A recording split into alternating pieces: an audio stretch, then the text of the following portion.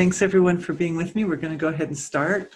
There may be a little bit of movement in the background because not everybody's totally settled at this end, but that's okay. Thank you to the source of creation, the soul of everything, the being of everything. Thank you for being this. Thank you for being the entire creation that is and the entire creation that is not. Thank you for being all the beings and for being the ancestors. Thank you for the presence of the ancestors. Thank you for the presence of being in each of us, as every particle of what we are, and for blessing our live webinar today with the ability to be interesting and accessible, all the information to be very highly accessible, to be powerful and efficient and compact, and to nourish and nurture everyone's ability to master the energy healing process, because that's really my ultimate intention, is to empower all of you to do this. Thank you always with deepest heartfelt gratitude to the eternal tradition of wisdom, the great holy tradition of masters, without whose station flow of knowingness would not occur. So with all deepest gratitude.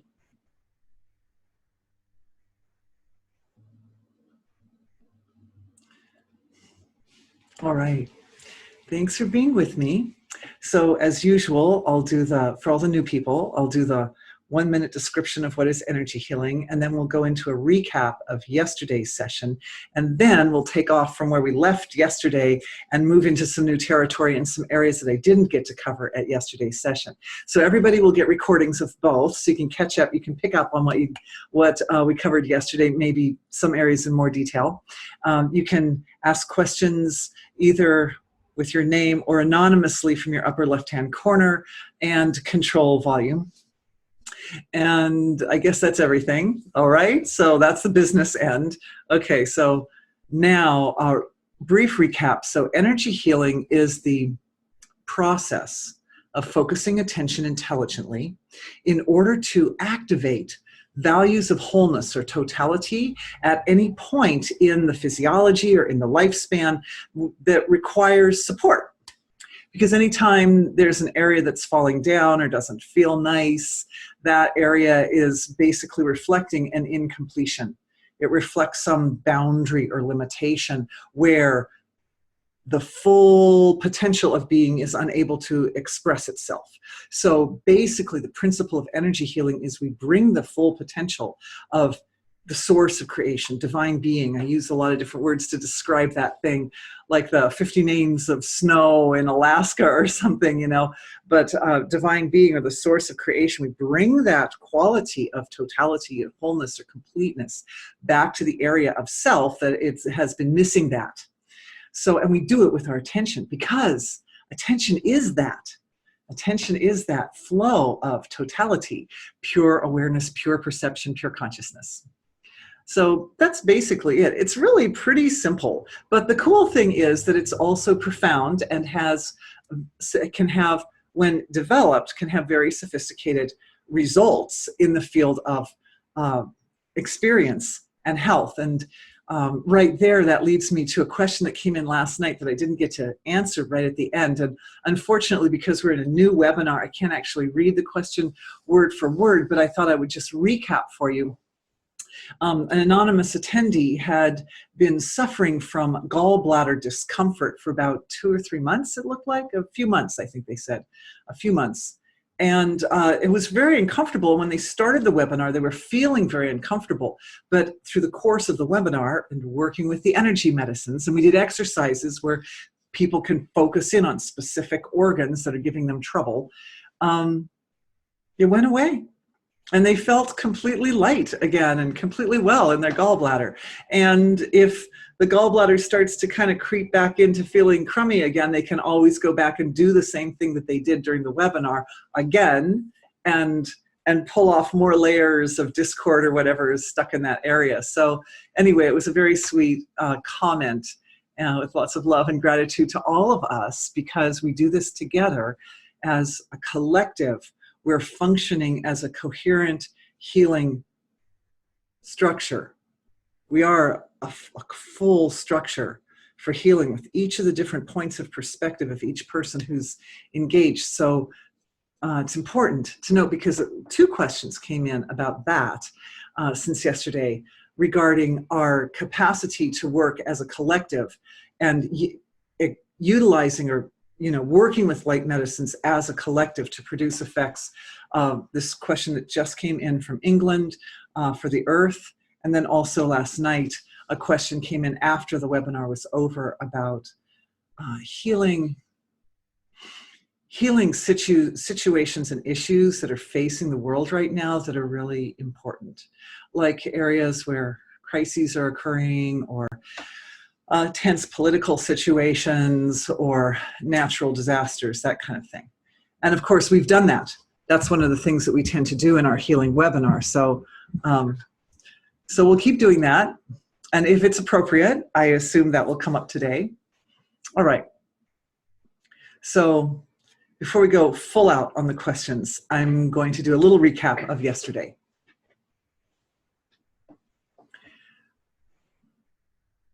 I think one of the most important questions that came up that will help us in the recap was, what exactly is the difference between the healing algorithm and light medicines?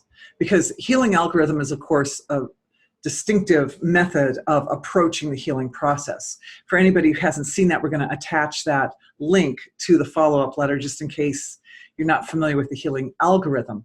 So I was talking about the light medicines in conjunction with that healing algorithm, and the main principle is that the algorithm is a kind of overall sequence of steps that we take to promote a healing effect in the body. Within the context of that sequence of steps, there is this point where the antidote comes in, and the antidote is often in the form of a light medicine or a matrix or even a procedure. So hopefully we'll have a chance to touch on all of those today, those 3 things. So that's the difference, that the light medicine is like kind of part and parcel of that process. And you could say, well, if I have the healing algorithm and all I have to do is the algorithm in order to heal, then why do I even need to know about light medicines? And the answer is, you don't need to know about light medicines. The algorithm will work fine on its own. However, the more we know, the more of our awareness becomes engaged and integrated into the healing process, the more powerful the healing process is, the more we understand about our own nature and how our physiologies interface with the energy healing process. So it's really valuable to go in, and that's why we're doing this now. We're breaking it down in this particular webinar, a little more detail about the actual antidote area of the healing process, because that's a key section right there. Okay, all right. So we looked at the medicines and we talked about how all light medicines and all antidotes come from the field of absolute being. And as they evolve from that infinite, eternal, silent, unmanifest source of creation, they start to move into the manifest levels of the physiology. And all of us have this kind of filtration system between the causal body and the mental body. And in that area, there's a kind of innate understanding of the way for each of us how we function. So everybody's filtration system is a little bit different. We did some energy healings for that part of self yesterday in order to support greater capacity to harness and integrate the energy healing light medicines, energy medicines. However, everybody's different. Some people are more visual, some people are more auditory, some people are more tactile. Everybody's different. So because of that, everybody's filtration system is designed to pick up those impulses of pure being and translate them into a form that the body can deal with. So as the light medicine or energy medicines come into the body, they don't they don't become less of what they are. They're still pure being in a form which is designed to heal you, but it's the individual's perception of the light medicine that will be specific to each one of us. And one of the exercises that we did yesterday involved learning how to translate across the senses. To start with the medicine that came in, we did an exercise when the medicine started in as a sound and it became a light. And so we started looking at that area of, and this would be called the, I think it's the inferior parietal cortex. It's the area, it's kind of like the screen of life where all the different inputs from all the different sensory cortices come together to create this present moment. So this present moment has sounds and visions and feelings and tastes and smells. So at that, this healing for the, and it's interesting because I didn't really talk about the inferior parietal cortex at all yesterday when we were doing the healing, but right now I'm feeling that. I'm feeling it kind of lighting up for everybody, that inferior parietal cortex. So we're just going to go ahead and go in and take that healing to another degree of refinement and power and support for everybody.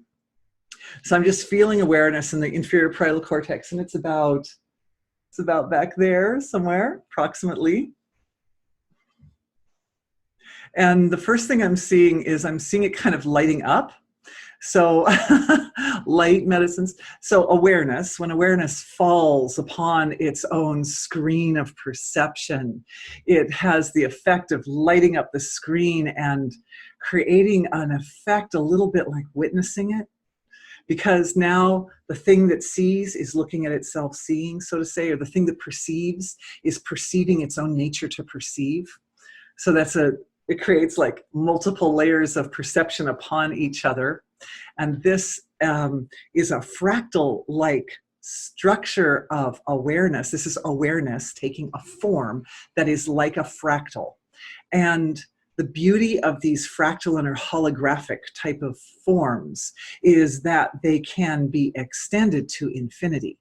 They can fold on themselves over and over and over again. And I'm offering the vision of it so that awareness on the inferior parietal cortex, then offered in silence to being, which is infinite and eternal. And when that experience is offered to eternity, it multiplies to infinity. It multiplies to infinity. And it's good to note that as any aspect of perception multiplies to infinity, it is both eternal and infinite, but it is also knowledge. It's knowingness. It is truth. It is truth and it is knowingness. And so it is three things. It's truth, it is knowingness, and it is eternal. And it's only one thing that is these three things. But the fact that it's only one thing that is these three things causes it causes waves of joy to flow. And I would say the perception of the joy would be the light medicine in this case. So that area of the brain lighting up and being filled with joy. And so what happens is the lighting up causes an activation of the dopaminergic pathways, the dopaminergic system in the brain, and it rewards you, it rewards us for doing that, just doing that. Like the reward of a delicious taste of eating a nice food or something. Only like no calories. This is your new weight loss regime. Wouldn't that be nice? All right. So that lighting up in that area and that structuring, that sort of fractal-like structure, integrating itself into the inferior parietal cortex stabilizes an experience of witnessing the process of energy healing and the process of the moment, the present moment, in the moment, being in the moment, but also witnessing. You guys did that. That wasn't part of the plan or the outline, by the way. That was just you. Nice job. Okay. So we perceive the light medicines, depending on our nature, more as sounds or more as visions or more as flavors or feelings or whatever. But the ability or capacity to translate from a feeling into a color, into a sound, into a flavor, into a smell like that, that capacity is very useful in the field of when we're working with and using light medicines, because it allows us to understand the underlying intelligence of that light medicine more concisely. Because it's really not just a sound or just a color or just a feeling, right? It's something that's beyond all of those sensory input. And so if we're looking at, it's like looking at it from different sensory perspectives. So it's like having two eyes open and looking at the world from two slightly different angles so that we get depth perception. And in this case, we have 5 channels for perception. So we get a kind of a multidimensional depth perception on something which is very abstract in the first place and very profound. I guess we need that. Good. All right, that's the recap from yesterday. Okay, so moving on to today. And also, if you want to pick up the exercises for increasing synergistic, that's called synesthesia, right? So that's what I meant, synesthesic improvement. You can catch that exercise that we did yesterday. Okay. So here's a question. I'd like to ask a question about light medicines. Can we use light medicines to assist the earth and the land? Also, can we use them for others, for example, family members, without them consciously agreeing to it? Thanks. So, good question. Ooh, that's a good question. My mom is my laugh track. We're actually a team. I speak, she laughs. It's kind of like okay. So sorry. So yeah.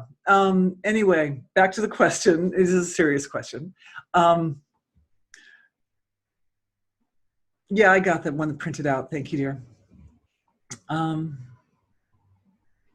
So starting with how do we use them for others other than ourselves? The principle here is that ultimately each form of life, each life form is really using the light medicine themselves. They're creating it themselves. So if you're in a position where, say, you have a child or somebody who's maybe not in a position to be doing energy healing themselves, and maybe they don't even believe in it or they don't even agree with it or something like that, what happens is the energy healer is working directly with being, because the field of pure being is where the energy light medicines come from, right? So that field of being is held in common by all beings and all people and everyone everywhere.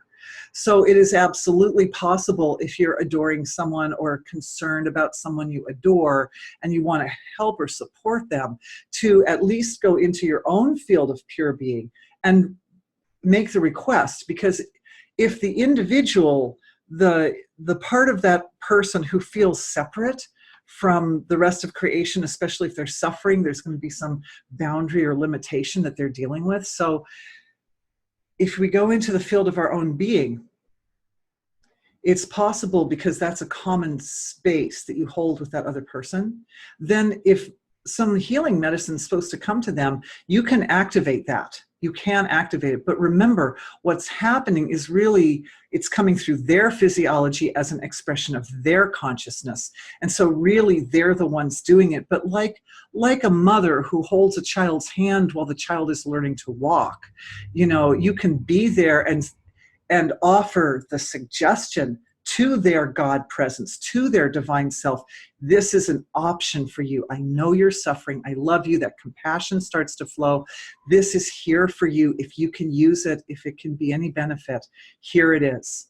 And you can take that aspect of their suffering and you can allow that aspect, the experience of the energy signature of the suffering, to drop into the field of infinite silence and infinite being. And then if a solution comes out, you know, that's just there for them. And most cases, my experience is that people want to heal. And certainly the physical body is wired to be very receptive to the healing process. So I found that if it's even offered, usually the body will pick it up right away and will be like, oh, this is what I was looking for. Thank you so much. You know, and also a lot of times when people go through an experience like that, where they're very innocent and they don't really know how to get over their challenges and the solution is offered to them and they pick it up, that what will happen is after a little while, like weeks or months, they'll start thinking about it or they'll go back and dream about it. And often those people will come later and say, oh, you know, I'm kind of interested in this thing, this energy healing. Oh, what do you have that you can tell me about that or something? So, you know, it goes in at kind of like a deep level, a level that's below their conscious thinking mind. But of course, the nature of the body is that it wants to heal. So if it has an opportunity, it will almost always pick it up. So good question about doing it for other people. And remember, another point from yesterday is that when we do any kind of energy healing on ourselves, we're essentially doing it for the whole creation, because we're doing it from a level where our beings interface with the rest of creation. So from that perspective, it's always supported. The healing that's supported is the healing that is really good for everybody and everything. And that also, I'm going to come back to the first part of that question, but that also ties into another question that I got earlier today, well, also last night. Lady asked me, and she said, what's the difference between intentionally creating light medicines to create a specific effect, or more innocently just offering the imbalance into the field of being and then see what being comes up with? And my experience with that is that I've been doing this energy healing for a long time. So I've seen certain similarities sometimes. You know, someone will come to me 1 year with a situation, and then 2 years later, somebody will come with a very similar situation. So it's not uncommon as a person who's watching this healing taking place to think, oh, well, I remember dealing with that 2 years ago, and this was the light medicine that I used. But what I found is that it's efficient to draw on the memory banks of what kinds of light medicines have been used in the past, because that can speed up the process. I don't have to go at it heuristically. I can go at it algorithmically, right? Oh yes, I remember last time we used Cosmic Cleanser on that or something. However, my experience is that if the new situation is really calling for something different than what I used last time around, that it won't feel right. You know, I'll think to myself, oh yes, Cosmic Cleanser, and I'll start down the path of Cosmic Cleanser, and then right away I'll get it, no, that doesn't feel right. That's not the thing that this needs right now. And it's kind of an intuitive thing, but it's drawing upon an exercise that we worked with more extensively in the past, and it is up on YouTube as an individual, and that's that ability to get yes or no answers.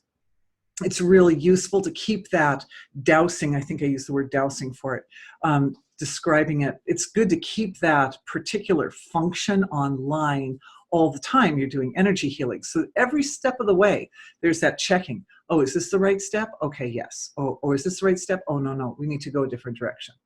Just keeping it kind of at every step in the process. It's like self-referring or referring back to the field of being, which is actually running the show. So at every point, it's not what Dorothy thinks is supposed to happen, but Dorothy's like, oh, this way? Oh, yes. Oh, this way? Oh, no. Okay, then this way. Oh, okay, yes. And then, just continuously referring back to double checking, like having two eyes open. You get that extra perspective in there. All right. So the other question was about using light medicines to assist the earth and the land. And as I said last night, that question also came up with regards to helping out situations for mankind as well. Things like global warming or political challenges or the various things.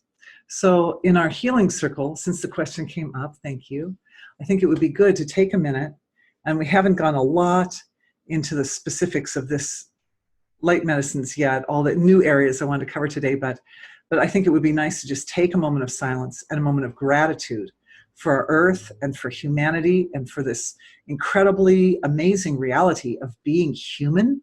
Like, what are the chances? And just take that moment and feel into our group with all gratitude and all love. And what I'm feeling happening is I'm feeling a really warm, beautiful, like luscious earth energy rising up from the center of our healing circle. And it's as if it's not even so much rising up from the earth. It's just arising from the field of being. So this is a light medicine that we're producing as a collective. And I'm just calling it as I see it because it's not one that I've necessarily seen before. It's not so very familiar, but it's warm and it's rich and it has some aspect of earthiness in it. And I feel as if it's very highly supportive of the health of all the organs of the pelvis, pelvic floor, first, second and second chakras are getting some nice support right there. And of course, we know there's an energy center right in the middle of the belly, and that's that Durga energy field. It's associated with this aspect of the mother creation who's like fierce. She's like the fierce mother who keeps order, you know. So that energy doesn't surprise me that would be coming up, because that's the kind of power energy that's required, and particularly in our group, it makes it very, very powerful. It's required to approach the larger, more challenging problems that face the world. The kind of problems that one of us as an individual might feel overwhelmed to deal with, but as a collective, we are able to draw up this beautiful, rich, powerful energy of the mother of creation. And I'm just asking being where it wants to go, because it's like stringing the arrow on the bow, right? We've strung the arrow on the bow as a collective, and now it's like, where do you want us to shoot, Mom? I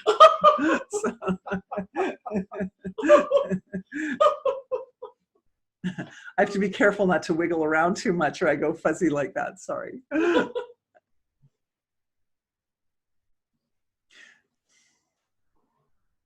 So it's interesting. This is actually a bit of an extension of some work that we did yesterday that was for the sake of expanding opportunities and resources for people everywhere. And as we're doing that, it's this concept of expanding opportunities and resources for people, especially those in the poorest, most desperate parts of the world, but also for Mother Earth. And so when I feel that like, when we think of like resources, we think of like, oh, you know, stuff that you mine from the earth, or water resources, or, you know, plant resources, or things like that, you know, basic, if we think of basic resources, light and air, but the earth also deserves to have a sort of enrichment of her resources and an honoring of her resources, that as humans on the level of all of humanity, as resources and opportunities grow, that the earth's resources are honored and appreciated and dealt with delicately and tenderly as they should appropriately be, so that the earth doesn't suffer under the weight of our creativity with her resources. And I'm seeing an integration between humanity and earth, and I'm seeing the planet Earth is sending a kind of a loving signal to us, saying that she's very, very, very strong, and she survives long past. She says if we blow it for ourselves, but we don't blow it for her, because she has her own methods of rejuvenation and re-strengthening and purifying. And so in a sense, we have more freedom. Then it's good that we should know that we have freedom. And yet there are small, small pockets all through the earth that are holy, sacred spots. And those spots should be respected and should not be abused and mishandled and taken apart and exploited. And how will we know, Ma? How will we know where your sacred locations are? She says they're marked. And they're all marked energetically. And she said in those locations, you can't mine in physically, but you can mine in for the signatures of specific energy frequencies that can be used as light medicines. So they're places, and a lot of them are associated, connected to and associated with sources of rivers. Pretty much every river source is one of those spots. They're like marma points on the earth. There are many of them. They're small. She's saying that every one of us, wherever we live, there's some nearby because they're all over. And this is important to utilize the potential of the intelligence, the earth intelligence in those locations in order to bring fulfillment and allow the full potential of those areas to be lived. And it will actually help Earth to go to locations or to energetically just with your attention. Like I'm scanning Google Maps all the time. It's one of the things I do is I scan through Google Maps, and there's some really, really, really interesting places on Earth. Go check out the depths of the Sahara Desert someday. You'll be amazed at the things you can find. Anyway, there are a lot of sacred places that you can go just with your attention and access specific formulas for producing combinations of energy frequencies that have specific effects. And we all have an archive in our being. We all personally, our souls, have access to, you could say it's an aspect of the Akashic record that allows us to keep track of all this stuff. You know, if we're gathering up information from our world, we can store it. And in the body, it tends to store up in this area, the actual spot.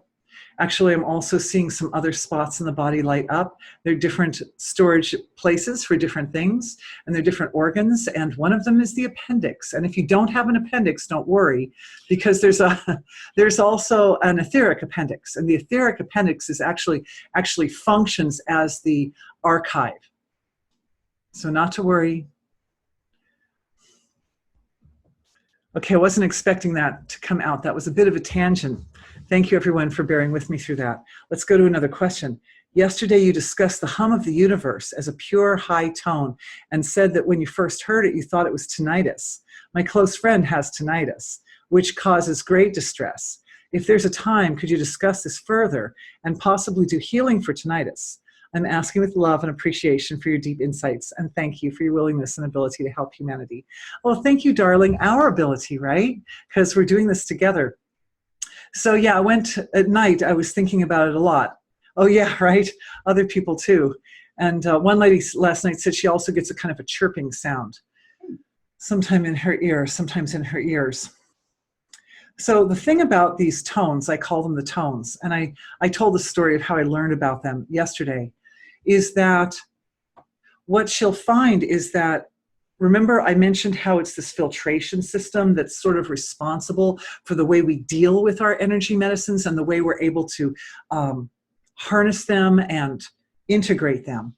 Well, the filtration system is made of feelings and beliefs mostly. Feelings and beliefs. There sometimes can be certain self-identifications in there too, and also impressions. So feelings, beliefs, impressions, self-identification, all in the filtration system. Now, what's important about that is that certain beliefs like, oh, this is an illness called tinnitus and I hate it. A belief like that can influence the way the system deals with the tones. It just happened by chance that when I first heard the tones, it wasn't a kind of an ongoing thing and nobody had told me anything about tinnitus. And so I was very innocent. And so it was very easy for me to just accept them and begin to work with them. But what I found is that they're like anything else that has a kind of quantum nature. When you put your attention on them, the attention itself changes them. You'll notice it. In fact, let's do an exercise right now. We'll go ahead, close our eyes. I did this last night. I wasn't sure I'd be able to do it, but it worked brilliantly. And what we're doing is we're going to listen for the tones, like we're asking the tones to come for those of you who don't have them.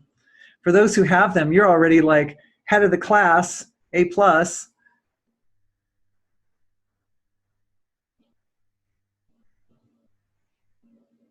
Okay. So I'm starting to get clue into the tones. The tones are the sound that the universe makes. Some people are more sensitive to these subtle inputs from creation, and some people less sensitive.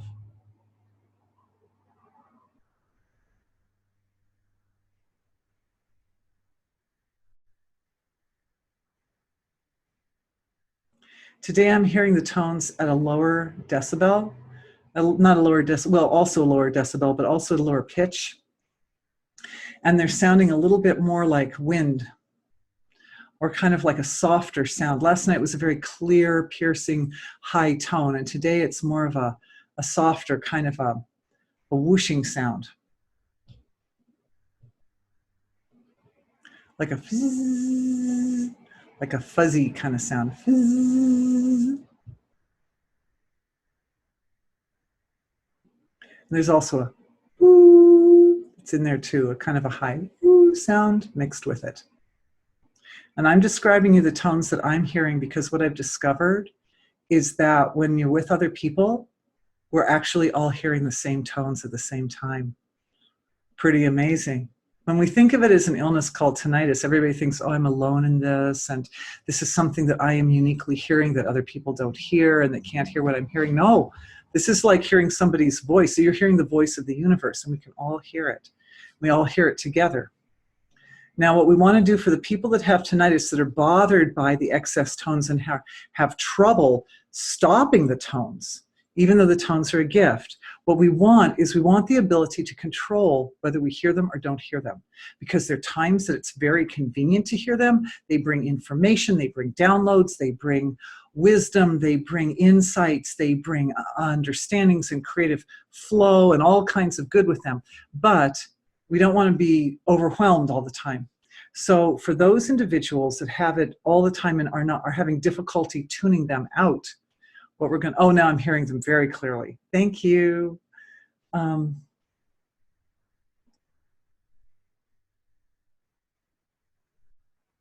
Going into some areas of the brain that are in this area, the inferior temporal cortex, and the inferior, which is below the ear. The auditory cortex is the part above, but the inferior temporal cortex is the hippocampus. And that's one of the areas where this amino acid GABA, G-A-B-A, is produced. And GABA, what it does is it blocks the firing of certain neural connections.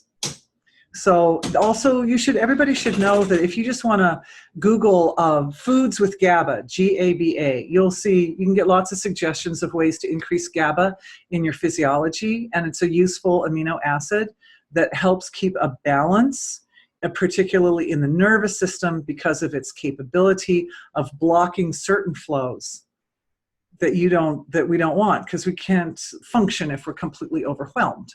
So what I'm doing is I'm just looking, and I'm seeing that lack of ability to close off certain neural functioning and offering that to the source of being. And what being is doing is it's bringing back the energy signature of GABA. It's bringing back the energetic value of it on the level of consciousness that allows us to invoke it. And just like we can invoke the tones when we want them, so we can invoke the amino acid that blocks off the sound of the tones. And all this is being received by each person at the level first of their God presence, and then that translates into, for everybody's different, right? We're all a little different, but for each person it's translating into a feeling of what GABA feels like, the ability to bring that feeling on at will. And it's like a light medicine, basically the energy structure, we could call it the intelligence or the Davic intelligence of the GABA is being brought like a friend. It's like you're kind of getting to know your friend. And that's being integrated then with self. And of course, it's all about ourselves, loving ourselves and getting to know ourselves and being friends with ourselves, really. But yes, with our consciousness, we can control particularly effectively the structures at finer levels of the physiology.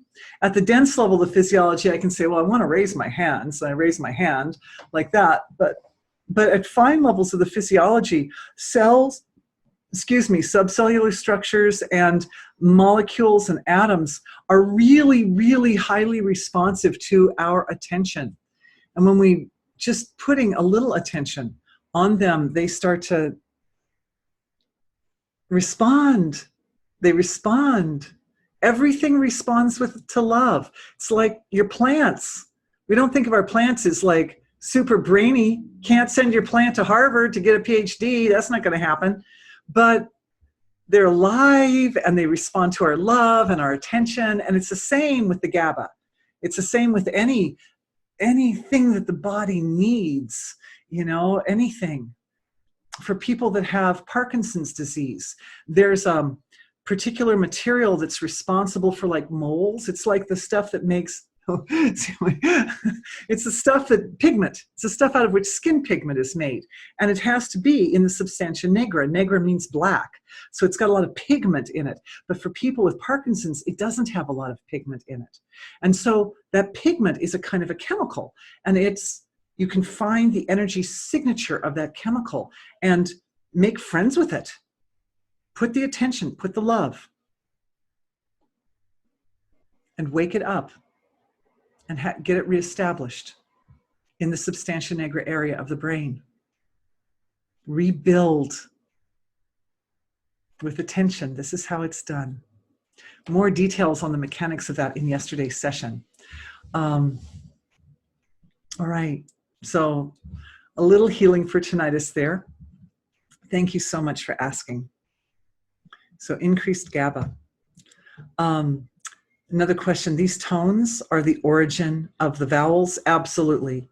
Absolutely. They're kind of like the sea of sound of the whole universe. And going into the sea of sound, then one, eventually, what's that old analogy from Maharishi? It's like when you hear the sound of the whole universe, it's like being up on the hilltop and looking down into the busy marketplace, and it's just a din of sound.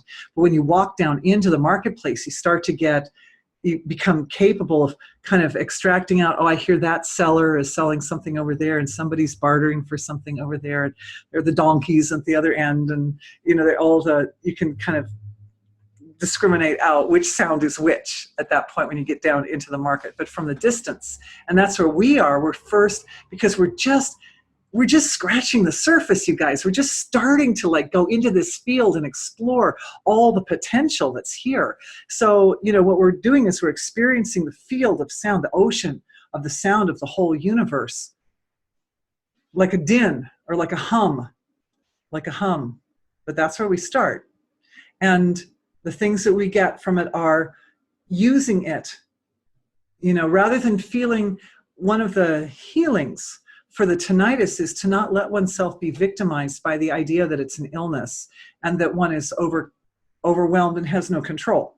Even putting your attention on it will change it. And anybody who has tinnitus will tell you that it changes. It's not constantly the same all the time. It's not. So what makes it change? And start paying attention. Well, gee, I noticed at this time when I was feeling less stressed and less tired, I wasn't hearing the tones as much. And then later when I got exhausted at the end of the day, I was hearing them more and things like that. Oh, I heard them more when I was falling asleep, or I didn't hear them more at that time.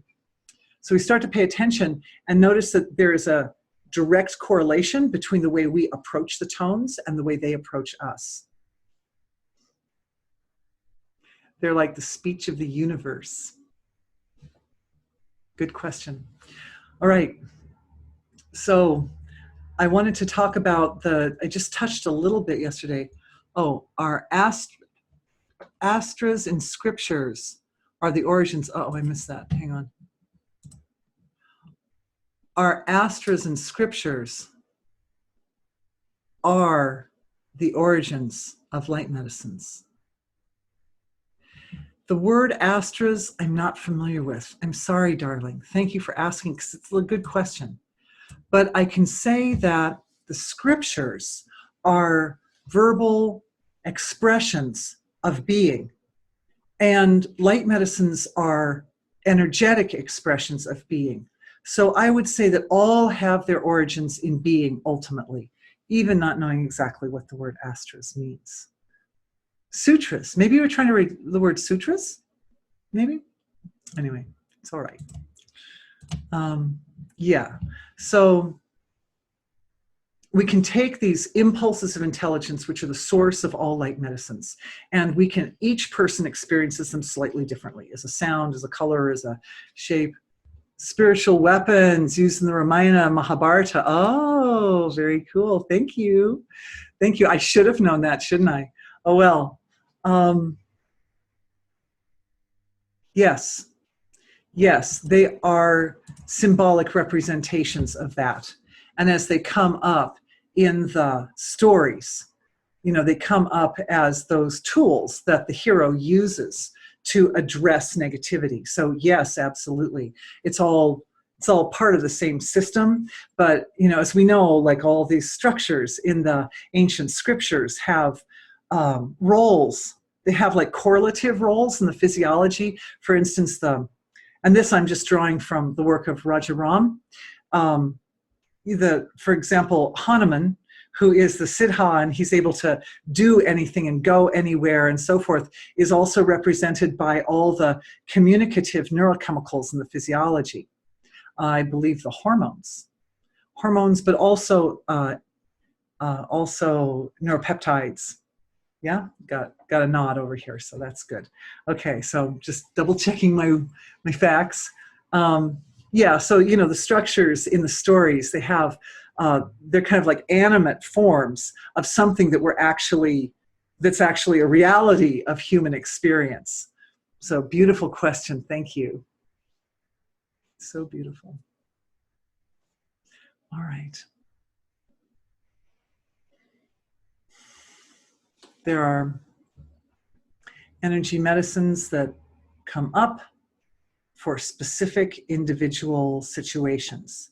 And I think yesterday's exercise was so good, and it was obviously very useful for the person with the gallbladder issue, that I think it doesn't hurt to do it again. This is a good time for us to do some healing on ourselves. So we're going to close the eyes and find a spot anywhere in the body. If it's in the body where there's some concern or some area that's needing a little bit of support, you can put the hand there. If it's in the back, put the hand on the front of the body and direct the energy to the back.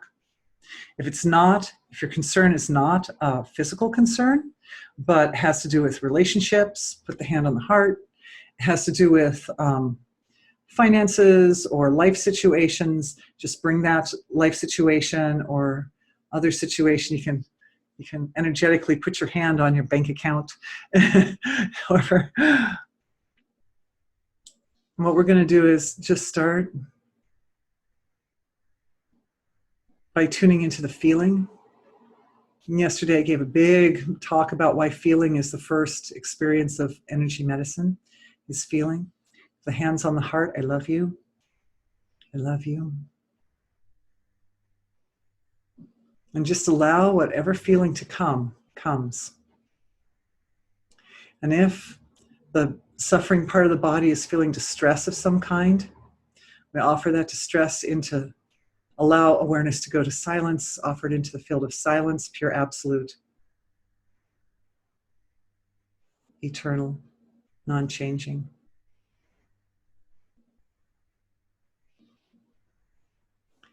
The silence is fullness. And the fullness of the silence brings back a feeling, a counter feeling, a feeling that completes, resolves, and heals, and comforts.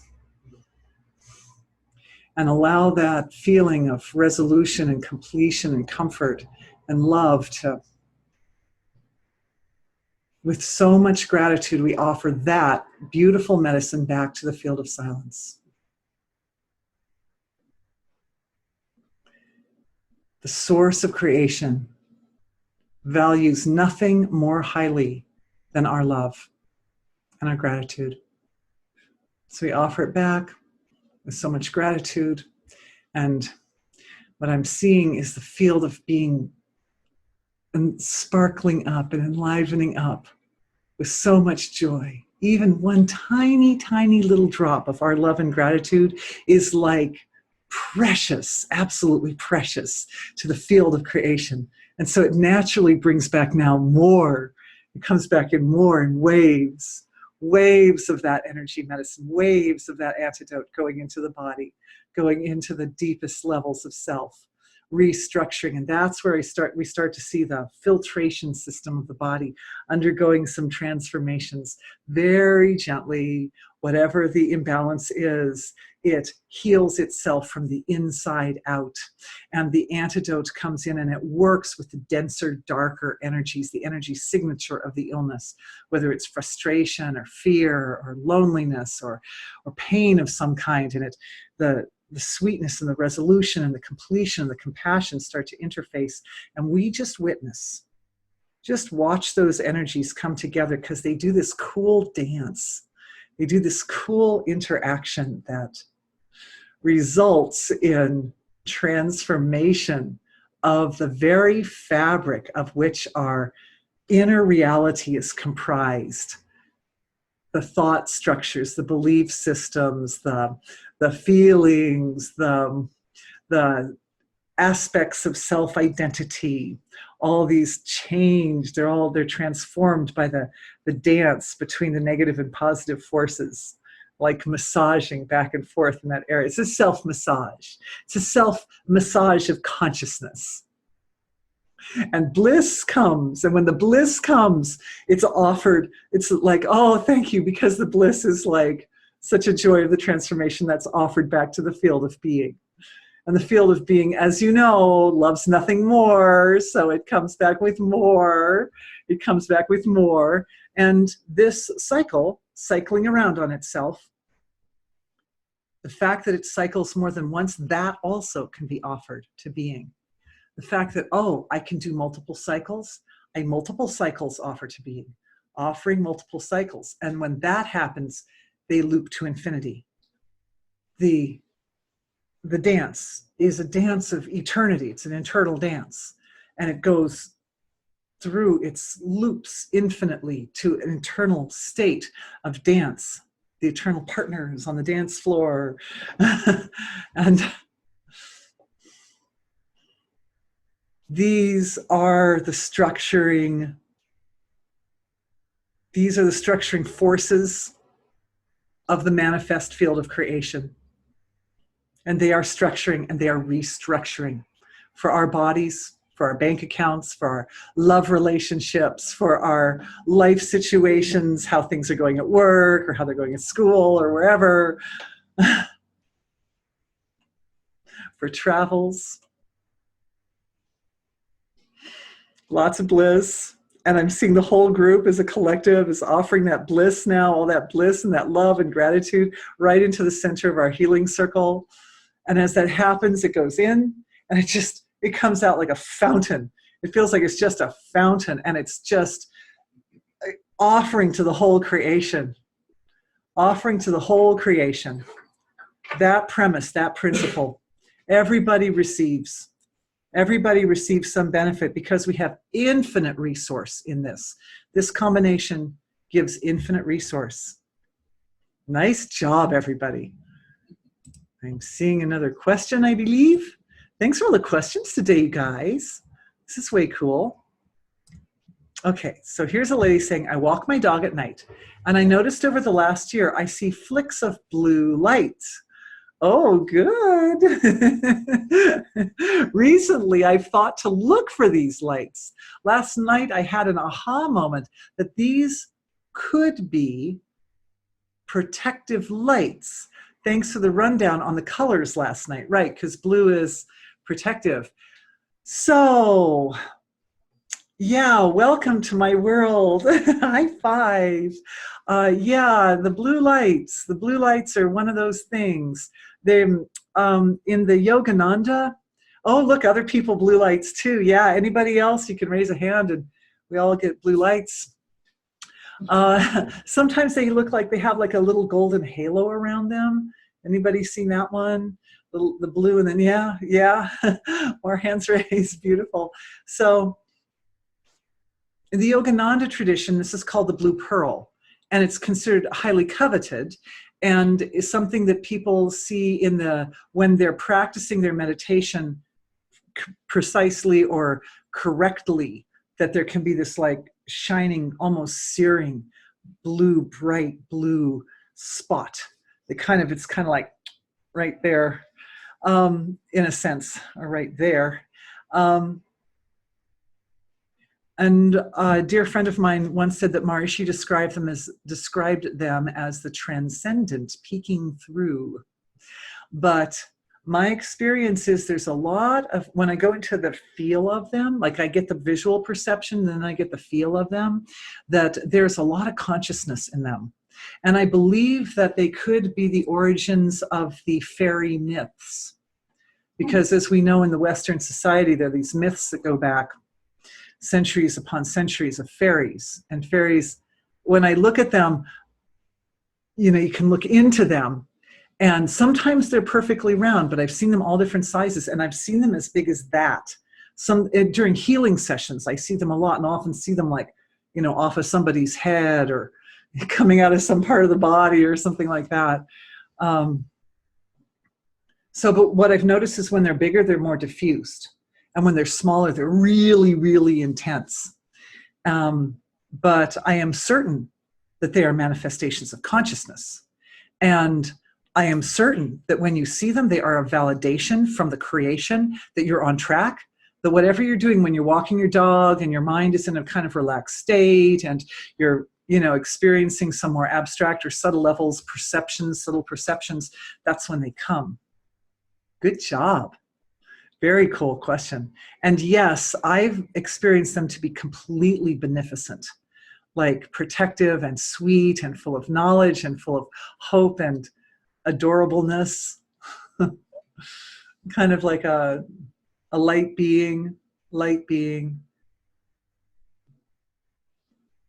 they be associated with energy coming down through the crown? Question, can they be associated with energy coming down from the crown?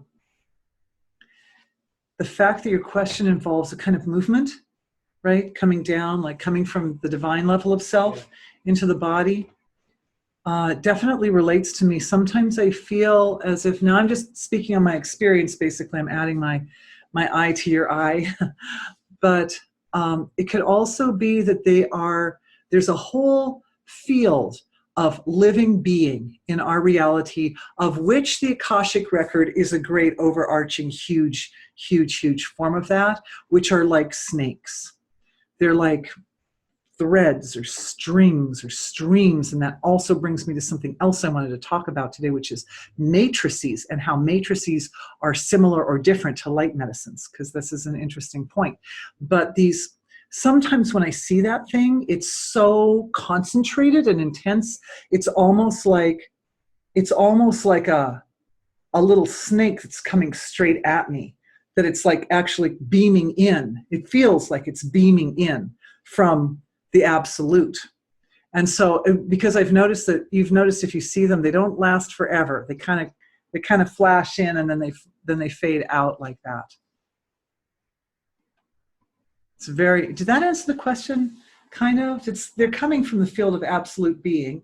And I think that sometimes when they appear here, like in the front of the face, you're seeing them as there's like a projection or like they're traversing into the field, and you see it start. It's like you see the head, and then you see the middle of the body, and then finally the tail, and then it's gone like that. Does that make sense? Well, sometimes it feels like there's these bubbles of bliss coming down. Yes, bubbles of bliss. It's very cool. Very cool. So that sounds different. Yeah, sometimes when I feel stuff coming in the crown, it's more like downloads. Does it ever Yeah. feel like knowingness? Yeah. Yeah, full of wisdom, full of light. Yeah, and not to also be confused. How many people have seen those little things that look like little about that big little threads or little nails, little pins of light? If you look up into if you look up into the sky, a blue sky, yeah, more raised hands. And then they're just like, there are lots and lots of them and they're floating all over the place. Those are something different. Those, I decided that I asked being, because I've been seeing them since I was a little child, right? Same with the dots, the blue pearls. And those are prana. That's a perception of prana in the air. Life force, it's like chi, it's like pure consciousness in the light in the air. You can see them often if you stare into a blank sky, or you stare out the window of the airplane or something, you'll see them. And it's interesting because they're not everywhere, and they're definitely more concentrated in some parts of some locations than others. And what's really cool is one time I tried blowing into them, like they're all over the place, and I, like as if they were dust, and I went, whew, and I blew into them, and they moved according to my breath. So I was able to actually interface with them with my breath, which was really interesting. Mm-hmm. So that's a thing. I mean, they don't have physical, it's not something in the physical form of reality, but it's definitely something that can be perceived with the physical eyes. So it's good that we have these perceptions because it helps us integrate the reality that we're living in a multidimensional universe, and the eyes at all the organs of the body actually have the ability, like we were doing the exercise with the ears, the ability to pick up or perceive aspects of consciousness which are not fully manifest. And that's really cool that we can do that. That is really cool. Good. Yes, another question. Well, if I have tightness in the forehead and I feel it, sort of dissolves, and then it's sort of like the chakras released and it spins. It's different from like dissolving into the transcendent, but it's kind of related. So you find that putting your attention on it makes the energy move, and when it moves, it kind of gets like unblocked. Yeah, it's sort of like the black sort of dissolves, and then it kind of is free. Nice. It's beautiful.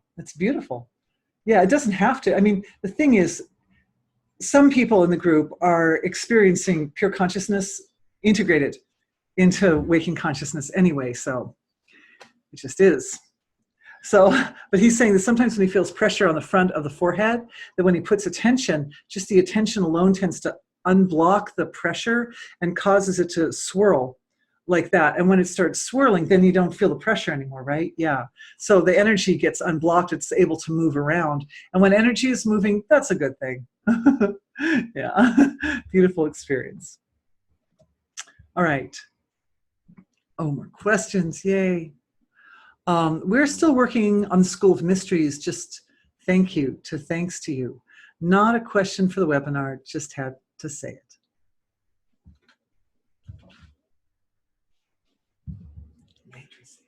Matrices, thank you. So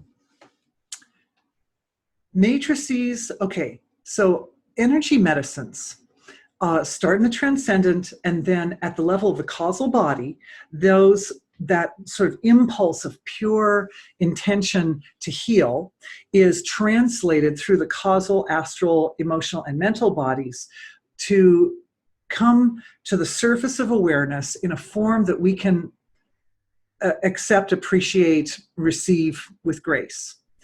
And, if you're more visual, it'll probably come as a light. And if you're less visual, it might come in some other form. Pretty much everybody consistently will experience them as feelings, because feelings are the first things that we're used to experiencing. Even, as I mentioned yesterday, when you're only 2 inches big, you can feel. So these are light medicines. And I need to get back to the question about long-term and short-term. I'm not forgetting.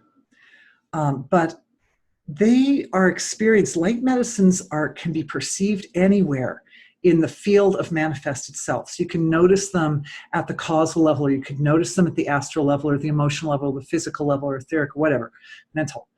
However, matrices tend to reside just around the astral to emotional levels of the physiology. They can be placed into a physical organ, or into the mental body, or into the causal body. Matrices can go into those places, but their composition is made of these threads or streams of consciousness, which form this grid, this web of life in which we are swimming all the time.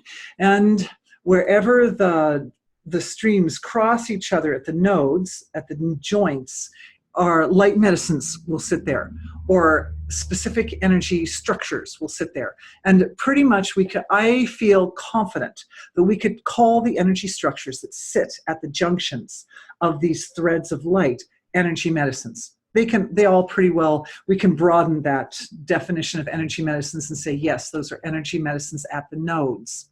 So energy medicines sit at the nodes in matrices. So matrices are more complex structures that bring together multiple energy medicines or energy signatures that in a way that they work together synergistically to produce a specific effect. So, and there are many, many kinds of matrices. And in my time of doing energy healing, I've seen specific energy matrices, such as the love matrix. And there's a sound matrix, like a mantra matrix. There's aroma matrix. There's an herbal matrix. There's love matrix, did I say already? Wealth matrix. There's a dragon matrix. There are many, 32-point matrix, 64-point matrix. However, I've seen people custom make them as well. Oh, there's one with like thousands of nodes too. I've sometimes called it the Christ matrix, but it's like a hollow egg shape with all the nodes around the outside. Kind of looks like one of those blue pearls with the golden shield around the outside and the blue on the inside, and all the connections around the outside, only big. You can like put it around yourself. Very protective.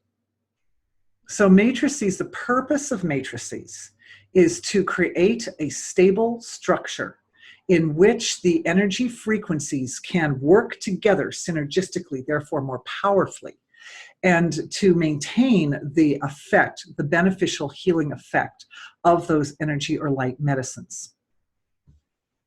So anytime a situation crops up where instability is present, bringing a matrix usually is a really good choice. I at least ask, but as I mentioned earlier, based on a lady's question from yesterday, it's not always what you think it'll be. You know, you can say, oh, there's some instability, perhaps a matrix. And then check, is that a yes or is that a no on the matrix? You know, and if it's a yes, great. And if it's a no, then we look in a different direction. But you can custom create matrices. There are many kinds. What I'd like to do, my goal at some point is to actually draw them up. I'm a little bit of an artist. Actually draw some pictures of them and post them on my website in the knowledge base for each of the different, do a page for each of the different matrices so you can see what they kind of look like. But anyway, that's in my spare time. That's what I'm going to do. Anyway, here's another question. I used to hear sometimes a really, really low-pitched tone. No one else I asked ever heard it. It made me feel a bit uncomfortable. All right, good question. So it's been my experience that these tones can be anywhere from very high pitch to very low pitch. And the actual pitch can go outside the range of human hearing capability. Like human ear hears from 16 cycles per second up to 2,600 cycles per second, approximately most people. The average, 16 hertz to 2,600 hertz.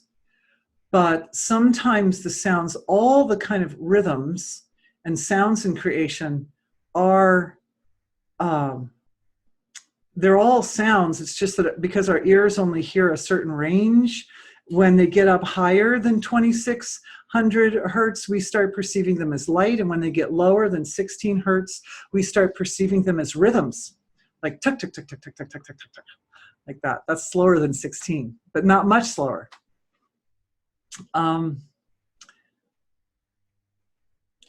If there's a feeling that makes you uncomfortable, then it's important to check what's causing the discomfort. Sometimes, like the tinnitus, the discomfort comes from a belief system that's been given to us by our modern society that doesn't have a context to recognize what's really happening. As a result, it's like, oh, the unknown, I don't know what it is, it must be awful. You know, so if that's the energy behind, oh, I'm hearing this weird sound and nobody else seems to be hearing it, remember, you're sensitive. So it's very possible that you'll hear things that other people are hearing, but they don't recognize it and they don't acknowledge it and they don't let themselves identify it. So you could ask them, oh, I'm hearing this. Are you hearing it? And they're hearing it. Like, no, I'm not hearing that. So don't believe them. We're all hearing all these sounds. We're all in the universe at the same time. So we're getting all this stuff all the time. It's just those who are tuned to work with it and those who are not. The other thing is, if it felt like it was coming to you and it wasn't like you chose it, then if you feel like you consciously didn't really plan that you were going to hear that sound, then that's another thing that could make you feel uncomfortable. Because it's like, well, what is this thing imposing itself upon me? And again, that's one of the energies that's in the tinnitus scenario as well. It's like, well, I didn't exactly choose to listen to these tones at this point, so why am I having them? So it can be seen as a gift, or it can be seen as something horrible. But ask yourself, is it hurting me? Does it hurt me? So if it's not actually creating pain, then I would say that the likelihood is that it was uncomfortable because it was new and it was a little scary because nobody else was having it and you didn't know what it meant and you didn't know what to do with it. So it's like, you know, almost anybody would be uncomfortable in that situation, right? Somebody shows up at your door, you didn't invite them, and you've never seen them before in your life, and you're like, friend or foe, man? So in this case, the question is, it's possible that feeling of uncomfortableness is a byproduct of a habit of kind of saying, well, if I don't know if you're a friend or a foe, I'm going to assume you're a foe. And that's probably a very smart and protective way to deal with the situation. On the one hand, on the other hand, now that we're sort of building up some tools to work with this, the next time that thing comes, take a closer look at it and know that you're the master of the situation. So it's possible that it's a gift that's come to present. Let me know. Another question. What it means when we see a blue light pulsing in front of the eyes after transcendental meditation.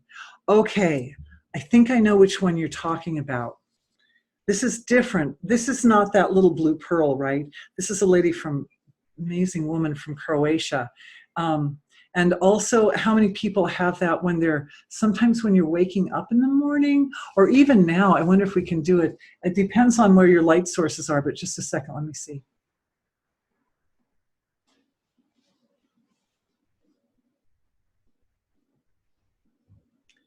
I'm not sure if everybody can get this consistently, but especially if you close the eyes and look at the sun, you can get this effect of a kind of a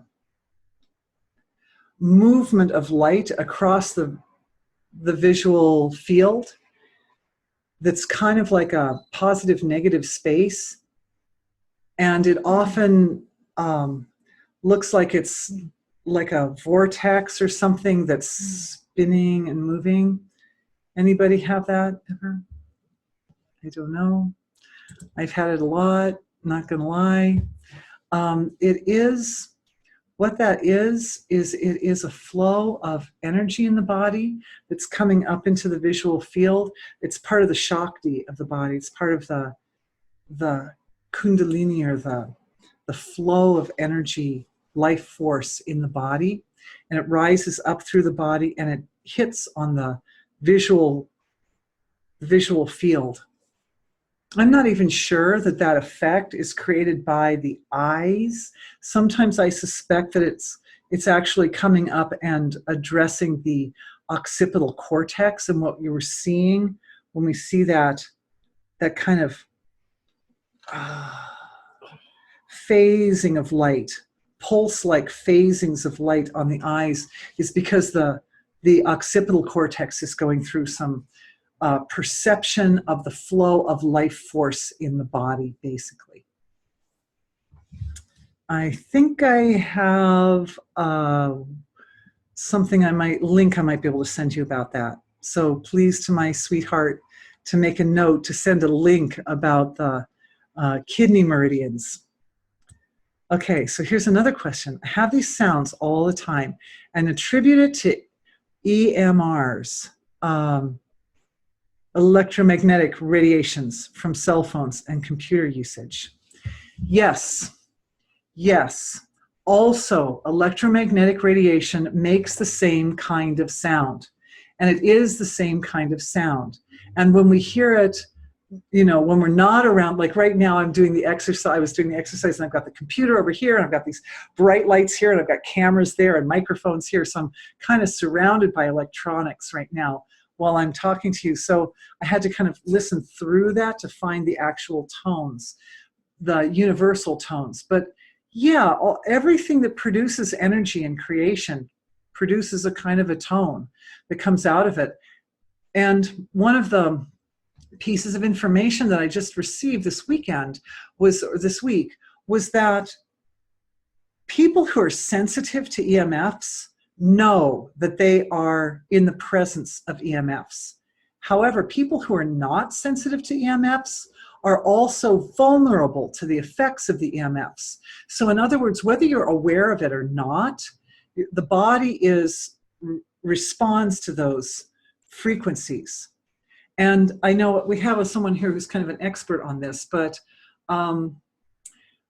what my perception is that the tones that come to us from the universe are balanced in a particular way. They're full of knowledge, they're full of light, they're full of wisdom, and they actually have something to offer.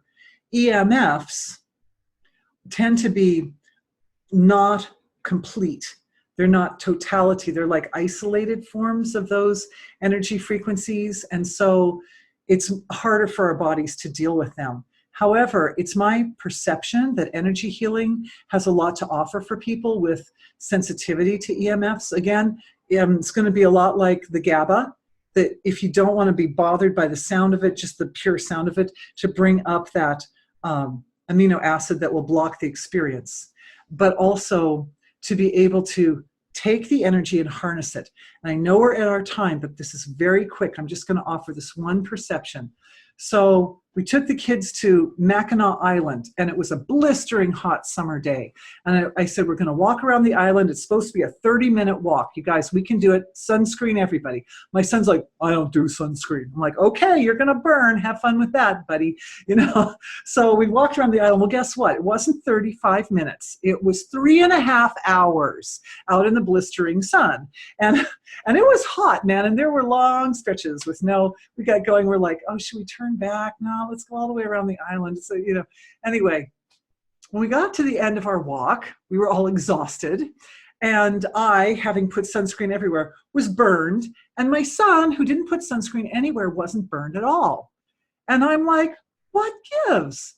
What are you doing? How did that happen? And he says to me, I absorb the sunlight into my skin and I use it for energy. And I'm like, oh, you do, eh? Well, clever. Thanks. Guess I should have used that instead of sunscreen. Anyway, so I'm throwing that idea out there because it wouldn't have occurred to me that that was an option until somebody who hadn't been told that it wasn't an option just chose it. And so I'm kind of offering that out there too, that all this energy is energy. It's all energy. And we do have a certain amount, once we start getting, capable with working with energy, it is possible that we can take things like even EMFs and respond to them, consciously create a condition where we're responding in a way that they're feeding energy into the system and making us stronger and feel better rather than breaking it down. So I guess I will leave you all with that idea for today. Thank you. Oh, and Dr. Emoto. Okay, so she's saying Dr. Emoto says water beside the cell phone comes up with bad. Ah, but when the water had love as its, you remember, everybody knows the work of Dr. Emoto. When water had love on it, and then it was pressed next to the cell phone, there was no damage in the water whatsoever. Beautiful. Thank you for sharing that. That's amazing. That's a real validation of what we were just talking about. So go forth, everyone. Turn all the energy and creation into your loving, healing energies. And I love you all dearly, and we'll do more next time. Thank you.